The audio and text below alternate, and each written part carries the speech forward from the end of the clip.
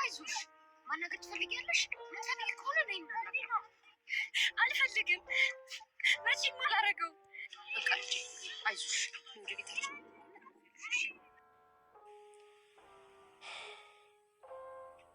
በጣም ደስ የሚል ጊዜ ነበር። በጣም አሪፍ እንጂ ምን ልጅ ረስተው ብቻ እንዳይሆን። ወይኔ አቤል፣ እኔ አላውቅም። ምኑ ነው ደስ የሚለው? ደግሞ አንተ ማነህ? ወይኔ አቤል፣ ኧረ አውቄ ነው። ደስ የሚል ጊዜ ነው ያሳለፍነው ጓደኛ አቤል።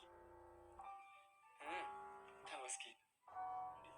ደግሞ እኮ ጓደኛሽ አይደለም እንዴ? እና ባልሽ እኮ ነው። ወይ እሺ፣ ከባሌ ነው ስታለቅሽ እኔን ይከፋኛል ልጄ። የሰው ልብ ማሳዘንና መስበር የኔ ባህሪ አይደለም። አውቃለሁ የኔ ደግ ልጅ። ሰው በእኔ ምክንያት አይደለም እንዲያለቅስ ቅር እንዲለው እንኳን አልፈልግም። እሺ የኔ ልጅ፣ በቃ አሁን እረፍት አድርጊበት። እሺ አሁን ባርፍ ምን ዋጋ አለው? ስጋዬ እንጂ ህሊና አያርፍም። እና ምን ይሻላል የኔ ልጅ? አስጨነቅሽኝ እኮ። ይቅርታ ሊለው ይገባል። እስካሁን እኮ እሱ ይሄዳል። ሄደሽም ደግሞ አታገኘው። አገኘዋለሁ። እዛ ባላገኘው እንኳን የት እንደሚሆን አውቃለሁ። ልጄ አይሆንም። እኔ እኮ መከፋትሽን ማዘንሽን ስላየሁኝ ነው እንጂ እዩኤል እኮ የሚሆን ሰው አይደለም። መጥፎ ሰው ነው። መጥፎ ሁላችሁም መጥፎ ነው ትላላችሁ። ቆይ መጥፎ ስለሆነ ብቻ መጎዳት አለበት? አሁን አይሆንም፣ ሌላ ጊዜ በቃ። ርብቃ ድራማ የአቤልና እንዲሁም ደግሞ የዩኤልን መቃረን ተከትሎ አቤል ወደ ደጅ መውጣቱና የአቤል ስራ እንዲሁም ደግሞ ተግባሮቱ መልካም አለመሆኑን ስትመለከት ርብቃ እጅግ በጣም ተናዳ ራሷን እየሳተች ነበር። በተለይ ደግሞ ሴቶችን ለመጥፎ ነገር የሚያውለው አቤል አሁን ላይ ይህን ባህሪውንና ይህን ስራውን ለማስተው ርብቃ ቆርጣ ተነስታለች። የመርሳት ችግር እንዳለባትና እንዲሁም ደግሞ ለእሷ ፍቅርና ጥሩ እንክብካቤ እየሰጠ ወደ ራሱ እንዲመለስ እያደረገችው ትገኛለች። ምክንያቱም ርብቃ በአሁኑ ሰዓት እንክብካቤ ያስፈልጋታል። ከመቼውም የበለጠና ከመቼውም ሁኔታ በላይ አሁን ላይ እንክብካቤ ልታደርግላት ይገባል በማለት አቤል ላይ ትኩረት አድርገውበታል። አቤል የሄደበት መንገድ መጥፎ መሆኑን ርብቃ ልታስታውሰውና እንዲሁም ሬችም እያገዘችው ትገኛለች። አሁን ላይ አቤል የሄደበት ወይም ደግሞ የሚውልበት የሚገኝበት ቦታ ለሱ እንደማይመጥነውና ከሱ በፍጹም በጭራሽ እንደማይጠበቅ እያሳወቁት ቢሆንም አሁን ላይ ቦስ እያለ የሚጠራው ሰው መደወሉን ስልኩን አልተወም። ከሱ ጋር ሌላ ፍጥጫ ውስጥ እንደሚገቡ በጣም እርግጠኛ ነኝ። ምክንያቱም ደግሞ ይችን ሴት አቅርባት የተባለውን ሴት ባለማቅረቡ ምክንያት ርብቃ የሚለውን ስም ደግሞ ሲጠራለት ነበር አሰሪው። ምክንያቱም ሰራልሃለሁ ተባብለው የተዋዋሉትን ቃል ኪዳን ባለመጠበቁ የተነሳ አቤል አሁን ላይ በገዛ ሚስቱ በሚወዳት እንዲሁም ደግሞ ብዙ ዋጋ በሚከፍልላት ሚስቱ ላይ አሁን ላይ ያጠላ ይመስላል። ምክንያቱም ያ ሰው የፈለገውን ነገር ስላላገኘ ወደ ሚስቱ እንደሚመለስበትና ሚስቴን ምንም እንዳታደርጋት በማለት አቤል ሲናገር ነበር። ርብቃን እንድታስታውስ እጅግ በጣም ብዙ መስዋዕቶችን እየከፈለ ይገኛል አቤል። እሷ ግን እሱን ለመመለስ ያደረገችው ጥበብ እንጂ በፍጹም ረስታ አይደለም። ምክንያቱም ደግሞ የምታፈቅረው ፍቅረኛዋ ለሱ ብዙ ዋጋ ከፍላ ከሱ ቤት ሰራተኛ ሆና ተቀጥራ እስከ መምጣት ድረስ የደረሰችው ርብቃ አሁን ላይ የፈቀረችው ሰው ያ መልካም ጥበብተኛ ሰው ታጋሽና መልካም ሰው የነበረው አቤል ጠፍቶ በማየቷ ምክንያት ከዛ ህይወቱ ላይ ለመመለስ ይህንን ጥበቧን ተጠቅማ ወደ ቤቱ እየመለሰችው ትገኛለች። አሁን ላይ ከራኬብና እንዲሁም ደግሞ ከዩኤል ጋር ያለው ጸብ ደግሞ እየበረደ አይደለም። ራኬብ እጅግ በጣም ታፈቅረዋለች ዩኤልን። አሁን ላይ ዩኤል ለሚናገረው ወይም ደግሞ ለሚያደርገው ነገር እየተጸጸተ ይመስላል። ከዚህ ቀደም ያደረገው በወንድሙ ላይ የወንድሙን ልጅ እስከ ማስወረድና እንዲሁም ደግሞ በወንድሙ ላይ ያደረገው ብዙ ነገሮቹ እየቆጩት ይመስላል። በቤተ ክርስቲያኑ ደጃፍ ላይ ተንበርክኮ ጸሎትን ሲያደርስ አይተነው ነበረ። ምክንያቱም ደግሞ ተጸጸተ ይመስላል። አሁን ላይ ራኬብ አንድ ቦታ ከእናቷ ጋር በወጣችበት ሰዓት ላይ አንድ ሰው በድንጋይ ሊመታት እንዳሰበ ስታይ በፍጥነት በመሄድ እሷን አድናለሁ ብሎ እሱ ትከሻውን ተመቶ እንደወደቀ አይተን ነበረ። ምክንያቱም ደግሞ ዩኤል ለራኬብ ያለው መልካም ስሜትና መልካም ልጅ እንደሆነች የተረዳት ይመስላል።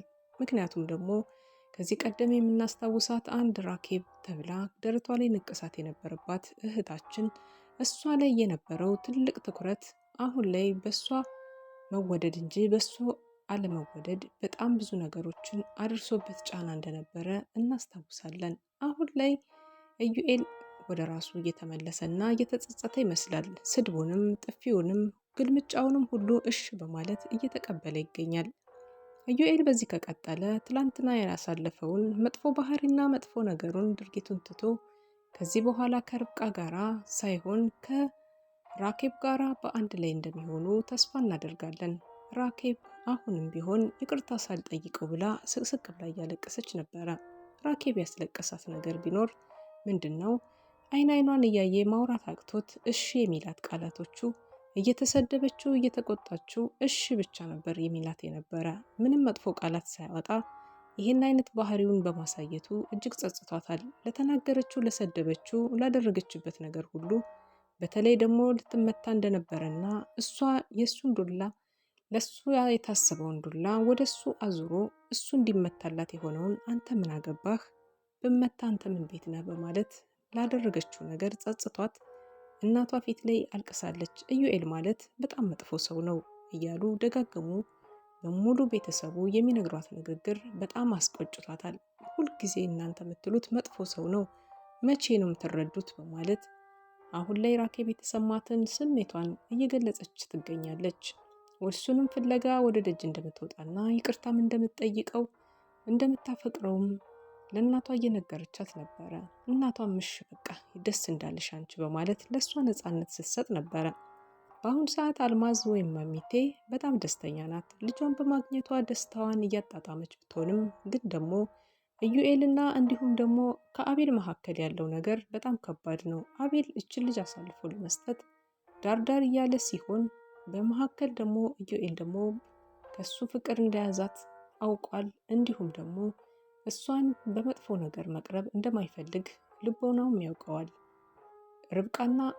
የርብቃና የአቤል ግንኙነት አሁን ላይ የመልካም ነገሮችን እያመጣ ቢሆንም ርብቃ ከዚህ በኋላ መልካም ነገሮችን ወደ አቤል ሕይወት ላይ ልትዘራ ትችላለች።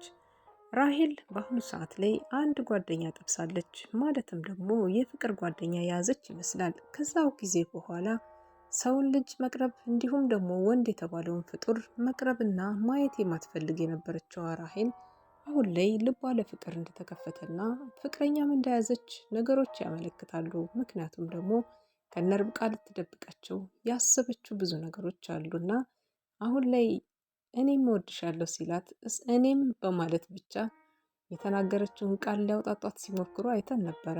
ራኬብና ርብቃ በአንድ ላይ ደጅ ወጣው ቆይተው ሲመለሱ ራሄል ስልክ እያወራች ነበረ እና ራሄል እኔም የሚለውን ቃላት ምንድነው እኔም ወንድሜ ነው አንዴ ወንድም ምን በማለት ሲያፋጥጧት ነበረ። እውነቱን እንድትነግራቸው ሲናገሩ መጨረሻም በቃ ታዲያ ጓደኛዬ በማለት እንግዲህ ጫፉን ተናግራለች ማለት ነው። ራሄል ለዚህ በቅታለች። ምክንያቱም ትናንትና የነበረባት ቁስል ሽሮ ዛሬ ላይ ሰውን መቅረብ መሞከሯ፣ በተለይ ደግሞ ለወንድ ልጅ ያላት አመለካከት ከፍተኛ። ርብቃን እጅግ በጣም ደስ በሚል ሁኔታ መናፈሻ ላይ ሄደው እንደዚህ እየዘፈኑ እየተቃቀፉ በጣም ብዙ ላይፎችን ከዚህ ቀደም ያሳለፈቻቸው መከራዎችንና ችግሮችን የምትረሳበትን ላይፍ አሳልፈው ነበረ።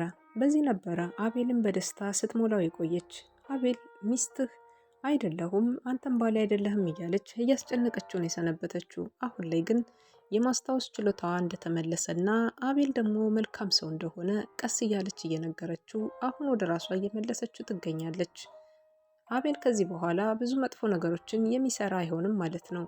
ግን ደግሞ ከራኬብ ጋር ያለውን ግንኙነት በጣም የሻከረ ሆኗል። ምክንያቱም ራኬብ ከፍተኛ ቃላቶችን አውጥታ ስትናገረው ነበር ለአቤል።